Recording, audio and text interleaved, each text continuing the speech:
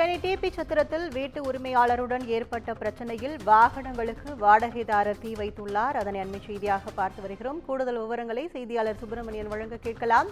வணக்கம் சுப்பிரமணியன், இந்த சம்பவம் குறித்த கூடுதல் விவரங்கள்.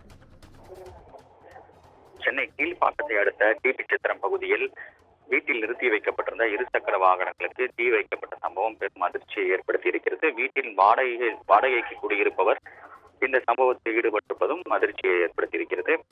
சென்னை கீழ்ப்பாக்கம் டிபி சத்திரம் பகுதியில் வசித்து வருபவர் வினோத்.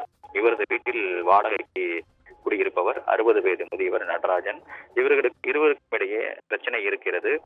இதன் காரணமாக நேற்று நள்ளிரவில் நடராஜன் வினோத் உடைய இருசக்கர வாகனங்கள், அதாவது வீட்டு வாசல் நிறுத்திவிட்ட இருசக்கர வாகனங்களுக்கு தீ வைத்துவிட்டு தப்பி சென்று விட்டார்.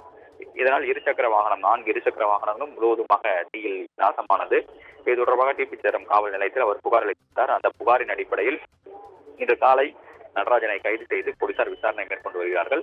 இருவருக்கும் இடையேயான முன்விரோதம் என்ன என்பது குறித்து போலீசார் விசாரணை மேற்கொண்டு வருகிறார்கள். அது மட்டுமல்லாமல் சிசிடிவி காட்சிகள் அது தெளிவாக பதிவாகி இருக்கிறது. அதனையும் போலீசார் கைப்பற்றி விசாரணை மேற்கொண்டு வருகிறார்கள்.